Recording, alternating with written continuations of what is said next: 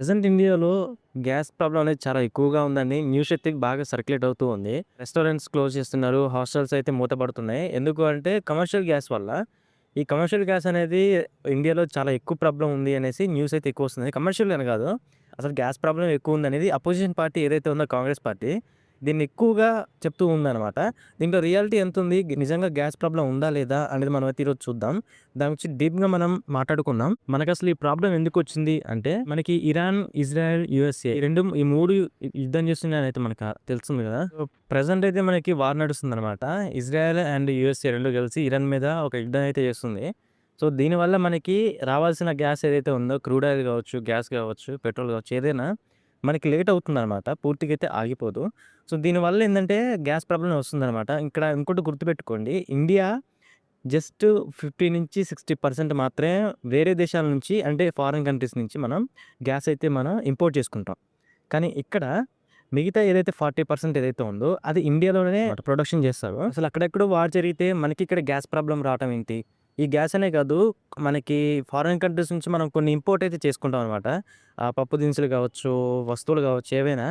అక్కడెక్కడో వార్ జరిగితే మనకి ఇక్కడ ప్రాబ్లమ్ ఎందుకొస్తుంది అంటే, ఇక్కడ స్ట్రైట్ ఆఫ్ హార్మూజ్ అని ఒకటుంటుందనమాట. సో, ఇక్కడి నుంచి షిప్స్ అనేవి ఇండియాకి రావాలి. సో, ఇక్కడ ఇరాన్ ఏం చేసింది అంటే, ఇక్కడ డైరెక్ట్‌గా ఆపేసింది.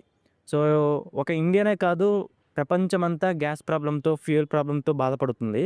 సో, ఈ క్రైసిస్‌లోకి వెళ్ళాలి అనే ఇరాన్ అయితే ఈ పని చేస్తుందనమాట. కానీ ఇక్కడ మీరు గుర్తుపెట్టుకోవాల్సిందేందంటే, మరి ఇండియాకి ఈ ప్రాబ్లమ్ ఉంటుందా అనేది ఇక్కడ మనం మాట్లాడుకుందాం. అసలు మ్యాటర్ ఏంటి అంటే, ఎప్పుడైతే మనకి ఇవి రాకోకుండా మనకు చేశారో, గ్యాస్ రాకోకుండా అండ్ అలాగే ఫ్యూయల్ రాకుండా చేశారో, ఇక్కడి నుంచి మన ఇండియాలో ఉన్న ప్రజల గురించి తెలుసు గదా! సో, వీళ్ళేంది అంటే ఏదైనా చిన్నదేదైనా దొరికితే దాన్ని పెద్దది జేసి మాట్లాడతారు. ఏదైనా ఫేక్‌ది ఏదైనా దొరికిందంటే దాన్ని చాలా పెద్ద ప్రాపగండా చేసి మాట్లాడతారు. సో, ఇక్కడ రియాలిటీ మాట్లాడుకోవాలి. ఇక్కడ నిజం కంటే ఈ ప్రాపగండా, ఈ ఫేక్ న్యూస్ మాత్రమే ఎక్కువ సర్క్యులేట్ అవుతూ ఉంటుందనమాట. అది మన ప్రజల టాలెంట్ అనమాట అది. ఇక్కడ మనకి ఎల్‌పీజీ గ్యాస్ అనేది ఎక్కడి నుంచి వస్తుంది అంటే, ఒకటి యూఏఈ నుంచి వస్తుంది, ఖత్తర్ నుంచి వస్తుంది అండ్ సౌదీ అరేబియా నుంచి వస్తుంది. అండ్ మనకి ఆస్ట్రేలియా నుంచి కూడా వస్తుంది అనైతే న్యూస్ ఉంది. సో, వీళ్ళ దగ్గర నుంచి మనకి గ్యాస్ అనేది వస్తుంది. మనకి ఆయిల్స్ అనేవి కూడా రష్యా నుంచి కూడా వస్తుందనమాట. ఎక్కడి నుంచి వచ్చినా మనకి ఏదైతే ఈ స్ట్రైట్ ఆఫ్ హార్మోజ్ ఏదైతే ఉందో ఇక్కడి నుంచే రావాలనమాట. ఇది ఒక్క రూట్ మాత్రమే ఉంది. సో, దీనివల్ల ఇబ్బందికి గురవుతున్నాయన్నమాట ప్రపంచాలు. పాకిస్తాన్ అయితే ఏకంగా లాక్‌డౌన్‌లోకెళ్ళిపోయింది. మన ఇండియాలో కూడా లాక్‌డౌన్ వస్తుంది అని చాలా ప్రపగండా అయితే చేస్తున్నారు. ఇక్కడ మన గవర్నమెంట్ ఏందంటే ముందంజు చర్యలు తీసుకోవడం వల్ల మనం ఇప్పుడు హ్యాపీగా ఉన్నాం కొంచెం. అక్కడెక్కడో వార్ జరుగుతుంది. మనం ఇక్కడ హ్యాపీగా ఉన్నాం పీస్‌ఫుల్‌గా. ఇవి ఎల్‌పీజీ గ్యాసెస్ గానీ, మరి మన ఇండియాకి రాకుండా ఉంటాయా అంటే అలా కాదు. అవి జస్ట్ స్లో అయినాయన్నమాట. సో, ఎందుకు అంటే మన జయశంకర్ గారు మీకు అందరికీ తెలిసే ఉంటుంది జయశంకర్ గారు. సో, ఇతను వెళ్ళేసి ఇరాన్‌లో మాట్లాడడం జరిగింది. అండ్ అలాగే మనకి సపోర్ట్‌గా రష్యా కూడా ఉంది. రష్యాకి, ఇండియాకి ఆ ఫ్రెండ్‌షిప్ మీకు తెలిసిందే.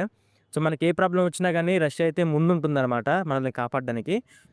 అండ్ మన జయశంకర్ గారు ఇరాన్‌తో మాట్లాడిన తర్వాత మనకు రావాల్సిన షిప్‌మెంట్స్ ఏవైతే ఉన్నాయో సక్సెస్‌ఫుల్‌గా మన ఇండియాకైతే వస్తున్నాయి. కాకపోతే ఇవి రావడం కొంచెం లేట్ అవుతుంది. కానీ పూర్తిగా ఆగిపోవు. సో, ఇక్కడ ఈ మ్యాటర్ ఏంటంటే చాలామంది చెప్పట్లేదనమాట. ఇప్పుడు అసలు ఇండియాలో ఏ గ్యాస్‌కి చాలా కష్టంగా ఉంది అంటే, ఇక్కడ కమర్షియల్ గ్యాస్ అనేది ఒకటుంటుందనమాట. డొమెస్టిక్ గ్యాస్ వేరు, కమర్షియల్ గ్యాస్ వేరు. ఈ కమర్షియల్ గ్యాస్ ఏందంటే మెయిన్‌గా హోటల్స్ వాళ్ళు వాడతారు. చిన్న హోటల్ దగ్గర నుంచి పెద్ద పెద్ద రెస్టారెంట్ వాళ్ళు గాని, అండ్ రెస్టారెంట్ గానీ, హాస్టల్స్ గానీ ఇవి మూసేస్తున్నారనమాట. దీనికి ఒక రీజన్ గూడా ఉంది. కమర్షియల్ గ్యాస్ అనేది ఖచ్చితంగా వాడాలి. ఎందుకంటే వీళ్ళు డొమెస్టిక్ వాడడానికి వీల్లేదు. ఎవరైనా ఇన్స్‌పెక్షన్‌కొచ్చినప్పుడు ఖచ్చితంగా కేసేస్తారు వాళ్ళ మీద.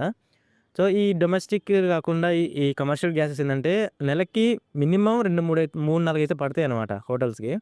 ఒక చిన్న షాప్‌కే నెలకొచ్చేసి 2, 3 అవుతాయి.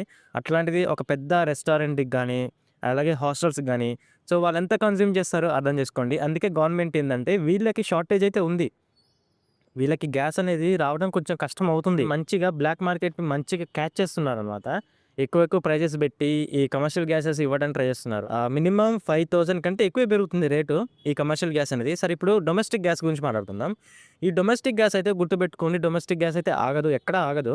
ఇది చాలా పెద్ద ప్రొపగండా అవుతుంది. డొమెస్టిక్ గ్యాస్ అనేది ఎక్కడ ఆగదు. సో, గవర్నమెంట్ ఏం చేసిందంటే ఒక గ్యాస్‌కి, ఇంకో గ్యాస్‌కి బుకింగ్‌కి మధ్యన 25 డేస్ అయితే గ్యాప్ అయితే పెంచిందనమాట. మినిమమ్ ఒక గ్యాస్ వచ్చేసి మనకి ఇంట్లో నలుగురు మనుషులుంటే ఒక నెల వస్తుందనమాట. కంగారు పడే అవసరం లేదు. ఎవరైతే ఇళ్లల్లో ఉంటున్నారో డొమెస్టిక్ గ్యాస్ అంటే గుర్తుపెట్టుకోండి ఇంటి పర్పస్ కోసం వాడేవాళ్ళు. ఇంట్లో వంట వండుకోవటానికి వాడతారు కదా! వీళ్ళనమాట. వీళ్ళు అసలు కంగారు పడాల్సిన అవసరం లేదు. ఖచ్చితంగా ఈ మేజర్ సిటీస్‌లలోకైతే ఇలా ఖచ్చితంగా అందుతుంది. మన తెలంగాణ సిట్యుయేషన్ అయితే చాలా దారుణంగా ఉంది. నాకు తెలిసి 90% అయితే రెస్టారెంట్స్ గానీ, హోటల్స్ గానీ ఇవైతే క్లోజ్ అయిపోతాయి. ఎందుకంటే చాలా కమర్షియల్ గ్యాస్ అనేది చాలా ఎక్కువ ప్రైస్‌లో ఉంది. అండ్ షార్టేజ్ అయితే చాలా దారుణంగా ఉంది. కమర్షియల్ గ్యాస్ గుర్తుపెట్టుకోండి కమర్షియల్ గ్యాస్. సో, ఏవైతే రెస్టారెంట్‌కి గానీ, హోటల్స్‌కి గానీ వాడతారో ఆ గ్యాస్ అనమాట. ఇంటికి వాడే గ్యాస్ కాదు. అండ్ ఆంధ్రప్రదేశ్‌లో గూడా చాలా వరకైతే ఇంపాక్ట్ అయితే ఉందనమాట. ఇక్కడ మెయిన్ ఇంపార్టెంట్ ఏంటంటే సడెన్‌గా ఈ గ్యాస్ షార్టేజ్ రావటం వల్ల ఈ గ్యాస్ స్టవ్స్ గానీ, ఎలక్ట్రిక్ గ్యాసెస్ గానీ, ఇప్పుడు ఎలక్ట్రిక్ స్టవ్స్ గానీ వీటి డిమాండ్ అనేది చాలా దారుణంగా పెరిగిపోయింది. ఇవి ఈ విలేజ్‌లో ఉండే వాళ్ళకి అవసరం లేదు. సో, ఏదైతే ఇప్పుడు బయట గూడా అవి దొరకట్లేదనమాట. ఆ షార్టేజ్ గూడా ఉంది. అండ్ ఎలక్ట్రిక్ కెటిల్స్ గానీ, సో, చిన్న చిన్నవి ఏమైనా ఉంటే మీరు దగ్గర పెట్టుకోండి. వాటర్ హీట్ చేసుకోవటం ఇట్లాంటివైతే ఎలక్ట్రిక్ మీద వర్క్ అయితే మీరు తెచ్చుకొని దగ్గర పెట్టుకోవడం చాలా మంచిది. ఏవైతే సిటీస్‌లో ఉన్నారో వాళ్ళు. గవర్నమెంట్ రెస్పాన్స్ ఎలా ఉంది? ఈ గ్యాస్ మీద గానీ, ఫ్యూయల్ మీద అంటే మన గవర్నమెంట్ మనకి ఎక్కడ షార్టేజ్ రాకోకుండా, మన ఇండియా అనేది క్రైసిస్‌లోకి వెళ్ళకుండా చాలా ఎక్కువగా ప్రయత్నిస్తున్నారనమాట. సో, చాలా వరకైతే చర్చలు జరుపుతున్నారు ఇరాన్ తోటి. మనకి ఎటువంటి ప్రాబ్లమ్ అయితే రాదు. మనకి గ్యాస్ ప్రాబ్లమ్ అయితే ఇప్పటివరకైతే రాలేదు కదా! ఇంకా రానివ్వరు వీళ్ళు. ఎందుకంటే ఆల్రెడీ జైశంకర్ గారు వెళ్తే మాట్లాడారు. అండ్ షిప్ కూడా అవి వాళ్ళు అలో చేశారు. అండ్ మన ఇండియన్ ఫ్లాగ్ చూసి ఇరాన్ వాళ్ళు అటాక్ చేయలేదు. అండ్ మన షిప్స్ కాకుండా వేరే షిప్స్ ఏవైతే ఉన్నాయో వాటి మీద దాడులు చేశారు వీళ్ళు. అంటేనే అర్థం చేసుకోవాలి మన గవర్నమెంట్ ఏ విధంగా మన కోసం అక్కడ మాట్లాడుతుందో, మన దేశం కోసం మాట్లాడుతుందో. అపోజిషన్ పార్టీ వాళ్ళు చేసే ఏదైతే ఈ ఫేక్ ప్రొపగండాలు ఉన్నాయో వీటిని దయచేసి గుడ్డిగా నమ్మకండి. వెరిఫై చేసుకోండి. ఫ్యాక్ట్ చెక్ చేసుకోండి. మన ఇండియాలో ప్రజలు ఫ్యాక్ట్ చెక్ అయితే సరిగ్గా చేయరు. కనీసం ఇట్లాంటి వీడియోలు పెడితే ఇవన్నా షేర్ చేయండి. వేరే వాళ్ళు కూడా వాళ్ళు పానిక్ అవ్వకోకుండా ఉంటారనమాట. మినిస్ట్రీ వాళ్ళు చెప్పింది కూడా ఏంటంటే మన ఇండియా చాలా స్టేబుల్‌గానే ఉంది ఈ విషయంలో అని చెప్పారు వీళ్ళు. సో, డోంట్ వరీ ఎవరు పానిక్ అవ్వకండి. అసలేంటి ప్రాబ్లమ్ ఏంటి? మ్యాటర్ ఏంటి అంటే మనం చాలా సేఫ్ జోన్‌లో ఉన్నాం. వేరే దేశాలతో పోల్చుకుంటే. మన కోసం మన గవర్నమెంట్ చాలా అయితే పోరాడుతుందనమాట. ఇరాన్‌తో చాలా చర్చలు జరుపుతుంది. అండ్ ఎవరైనా గానీ న్యూస్‌లో వచ్చే ఏవైతే న్యూస్ ఉందో అవి నమ్మకండి. అండ్ డొమెస్టిక్ వాళ్ళైతే ఏదైతే ఇంట్లో వాడుకునే గ్యాస్ అయితే వాళ్ళకి ఎటువంటి ప్రాబ్లమ్ ఉండదు. నేనిచ్చే టిప్స్ ఏంటి అంటే ఎవరైతే విలేజ్‌లో ఉంటారో వాళ్ళకి చెప్తున్నాను. మీరు దగ్గరలో మనందరికీ ఎప్పటినుంచో తెలిసిన ఒక పద్ధతి అయితే ఉందనమాట. గోబర్ గ్యాస్ అని అంటారు. ఈ గోబర్ గ్యాస్‌ని చాలా వరకైతే తయారు చేసుకోండి. ఈ గోబర్ గ్యాస్ తయారు చేసుకోవడం వల్ల మీకు గ్యాస్ ప్రాబ్లమ్ అయితే ఉండదు. మీకు ఒకవేళ గ్యాస్ అయిపోయిన తర్వాత మీరు 25 డేస్ పడుతుంది కదా! బుకింగ్ వేరే గ్యాస్ రావడానికి. ఈ మధ్యలో మీకు అది యూజ్ అవుతుంది. అండ్ విలేజ్‌లో ఉంటున్నారు కాబట్టి మీకు గ్యాస్ ప్రాబ్లమ్ వచ్చినా గానీ కట్టెల పొయ్యి మీద వండుకోవడానికి ట్రై చేయండి. గ్యాస్‌ని ఆదా చేసుకోండి. కట్టెల పొయ్యి మీద విలేజ్‌లో ప్రతి ఇంట్లో కట్టెల పొయ్యి ఉంటుంది. ప్రతిదీ మనం గ్యాస్ మీద చేయం గదా! నీళ్ళు కాబెట్టుకోవడానికో, లేదంటే పెద్ద పెద్ద పిండి వంటలు చేసుకోవడానికో మనం ఖచ్చితంగా కట్టెల పొయ్యి అనేది వాడతాం. సో, ఈ కట్టెల పొయ్యిని వాడడాన్ని ఎక్కువగా చేయండనమాట. ఈ గ్యాస్‌ని వాడకం తగ్గించండి. విలేజ్‌లో ఉన్న వాళ్ళకి ఎటువంటి ప్రాబ్లమ్ రాదు. వచ్చినా గానీ మనకి ఆల్టర్‌నేటివ్‌గా బయట కట్టెలు ఈజీగా దొరుకుతాయి. మనకి గ్యాస్ పొయ్యి ఉంది. గోబర్ గ్యాస్ అయితే రెడీ చేసుకోండి. అండ్ ఈ పేడ వీటి వల్ల మనకి బయోగ్యాస్ అయితే వస్తుంది గదా! వాటిని యూజ్ చేసుకోవచ్చు. ఇంకొకటి ఇక్కడ మేజర్ సిటీస్ హైదరాబాద్, తెలంగాణలో హైదరాబాద్ గానీ, ఆంధ్రప్రదేశ్ గానీ ఇట్లా పెద్ద పెద్ద సిటీస్‌లో ఏవైతే ఉన్నాయో వీళ్ళు గ్యాస్‌ని వాడకం ఎంత తగ్గిస్తే అంత మంచిదనమాట. ఏదైతే ఇంట్లో ఉన్నారో వాళ్ళు ఎందుకు అంటే హైదరాబాద్‌లో ఇప్పుడు ఫర్ ఎగ్జాంపుల్ సిటీస్‌లలోనేవి బ్లాక్ మార్కెట్ చాలా ఎక్కువగా ఈ దందాన్ని చాలా ఎక్కువగా నడుస్తూ ఉంటుంది. నార్మల్‌గా ఒక కొట్టు దగ్గరికెళ్ళి ఒక చిన్న గ్యాస్ ఏదైతే ఉందో చిన్న గ్యాస్ దాన్ని ఫిల్ చేయాలంటే ఇంతకుముందు ఒక 200, 150 తీసుకునేటోళ్ళు. ఇప్పుడు దాని ప్రైస్ వచ్చేసి 400, 500కి పెరుగుతుందనమాట. అంటే వాళ్ళు, వాళ్ళు తీసుకుంటున్నారనమాట. వాళ్ళ ప్రాఫిట్ వాళ్ళు కావాలని తీసుకుంటున్నారు. సో, ఈ గ్యాస్‌ని ఏందంటే చాలా జాగ్రత్తగా వాడుకోండి. ఎలక్ట్రిక్ స్టవ్‌లయితే వాడండి. అండ్ అలాగే ఇండక్షన్ స్టవ్స్ అని ఉంటాయనమాట. సో, వాటర్ హీట్ చేసుకోవటం, టీ కాగబెట్టుకోవటం, కర్రీస్ చేసుకోవటం, ఎలక్ట్రిక్ కుక్కర్స్ ఉంటాయి వాటిని వాడండి. సో, తెలంగాణలో అయితే మీకు కరెంట్ ఫ్రీయే కాబట్టి లిమిట్‌లో వాడుకోండి. మీరైతే సేఫ్ సైడ్‌లో ఉండడానికి ట్రై చేయండి. ఇంటికి సంబంధించిన గ్యాస్ అయితే అసలు ఆగదు.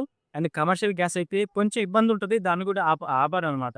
అది కూడా వస్తుంది. కాకపోతే చాలా స్లోగా వస్తుంది. సో, ఈ వీడియో మీకు ఎలా అనిపించింది? ఈ వీడియో మీకు నచ్చితే మన ఛానెల్ సబ్స్క్రైబ్ చేయండి. అందులో కామెంట్ సెక్షన్‌లో చెప్పండి ఇంకేమైనా పాయింట్స్ నేను మిస్ అయ్యానా అని. దీని మీద నేను అప్డేట్స్ ఇస్తూనే ఉంటాను. సో, మీరు కూడా మీకు తెలిసిన పాయింట్స్ అనేవి కామెంట్ సెక్షన్‌లో చెప్పండి. వాటిని కూడా నెక్స్ట్ నేను వీడియోలో షార్ట్ రూపంలో పెడుతూ ఉంటాను. ప్రజలకి తెలుస్తూ ఉంటుందన్నమాట. వాళ్ళు కంగారు పడకుండా ఉంటారు. Thank you.